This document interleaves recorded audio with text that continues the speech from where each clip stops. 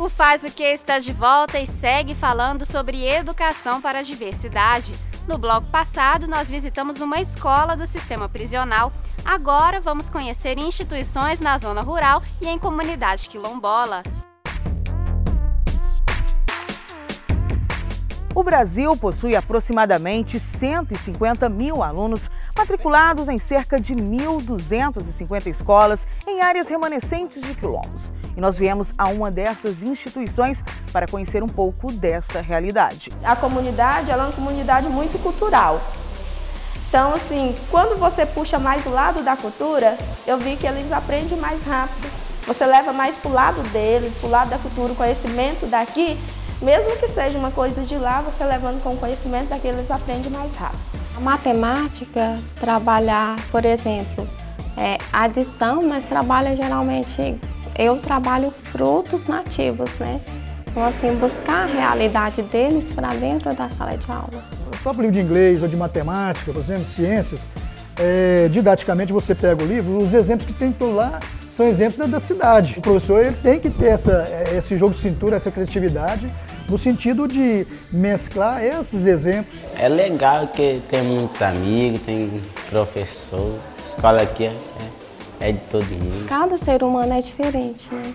Então, assim, a diferença é que une forças. É por isso que a gente sempre fala da dificuldade dessa troca, rotatividade de professor de um ano. E quando o aluno começa a pegar o jeito do professor, quando o professor começa a pegar o jeito do aluno, ele é obrigado a ir embora porque já venceu o contrato dele, né? No início do ano, antes da gente, de começar as aulas, então é feito, né, a gente reúne todos eles, né, na própria secretaria das escolas, porque que eles têm que aprender o quê? Aprender a lidar com a própria comunidade, a lidar com a diversidade de cada um dos próprios alunos. Porque aqui tem mais professor que ensina mais, desenvolve, que o aluno desenvolve mais. O que é a questão da educação? É uma relação perfeita entre o aluno e o professor. Uma missão de crescer, da comunidade crescer, ter conhecimentos. Porque através do conhecimento a gente consegue tudo. Quando eu via meu primeiro professor assim, dando aula pra gente, eu pensava assim, nossa, eu quero ser igualzinho a ele. Eu vou mostrar para ele que eu sou capaz, que eu vou ser professora. Cerca de 15% da população brasileira vive em zona rural, de acordo com o último censo do IBGE. Isso representa quase 30 milhões de habitantes que moram fora das cidades.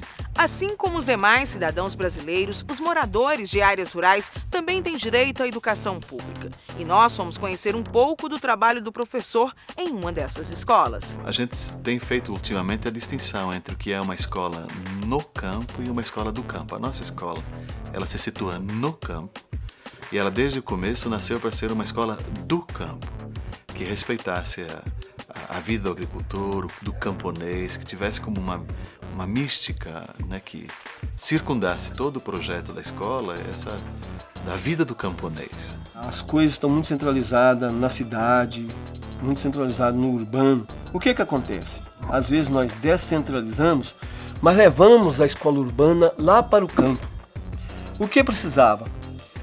De nós, professores, igual está acontecendo, sair da cidade para lecionar lá no campo, mas esquecer um pouco da nossa ideologia urbana e abrir para a ideologia camponesa, para a cultura camponesa, para a escola que está lá no campo. A gente acaba estabelecendo uma relação assim apaixonante com os jovens.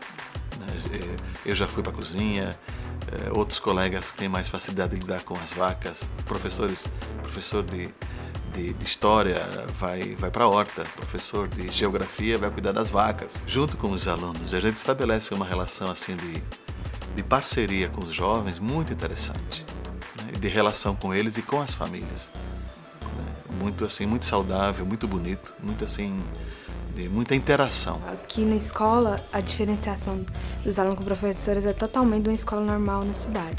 Por exemplo, na escola normal você tem um professor e um aluno. Aqui não, você tem um professor, amigo, companheiro, te ajuda no que puder, nos seus problemas, tanto escolares como íntimo. Ela tem a pedagogia da alternância, os jovens permanecem na escola 15 dias, depois voltam para a família outros 15 dias. E eles devem, na família, aplicar o que eles aprendem na escola, e na escola nós devemos acolher as dificuldades, os relatórios que eles trazem da própria experiência familiar.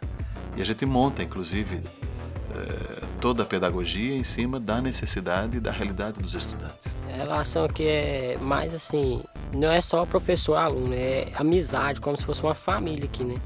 Porque aqui tem relação e tem final de semana que a gente fica aqui, então o professor fica sendo quase um pai e uma mãe pra gente aqui também, né? Então é uma relação não só de professor e aluno, é uma relação de família, amizade. Tem assim uma gratificação assim muito grande para nós. Nós nos chamamos monitores, não somos só professores. As minhas origens são camponesa, meu pai era camponês, eu morei até os 9 anos de idade no campo. Eu sou uma das vítimas do êxodo rural, não tinha como ficar mais no campo. Minha família mudou porque não tinha como mais ficar no campo, não tinha terra. E morando na cidade, é claro que o objetivo do papai e mamãe era fazer com que nós estudássemos. Estudei e acho que agora tem uma dívida com o campo. E penso que estou tentando pagar. Nossa série especial sobre o professor abre espaço para algumas pessoas demonstrarem o carinho que sentem por esse profissional.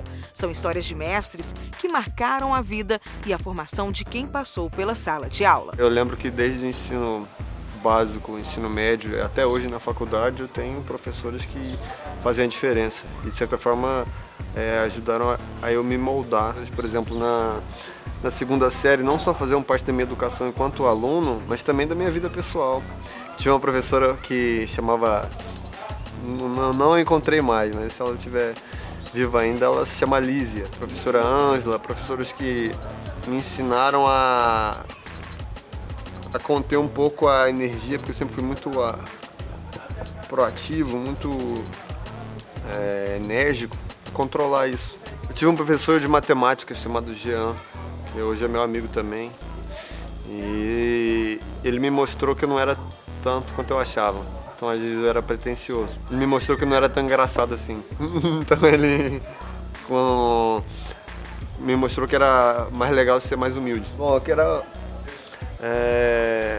sem dúvida agradecer a oportunidade de ter tido bons momentos com vocês e dizer que eu não esqueci de nenhum desses momentos, que eu lembro de cada detalhe e que isso, de certa forma, me ajudou a construir o que eu sou hoje e, de certa forma, influenciar outras pessoas também. A profissão de professor se não, acho que é a mais importante de toda uma nação, porque ela sustenta todas as outras. E um dia, quem sabe eu venha ser um professor também e possa passar isso adiante, né? O Faz o Quê vai para outro intervalo, mas volta num instante. No próximo bloco, você confere a visita que nossa equipe fez a uma escola indígena. Continue assistindo.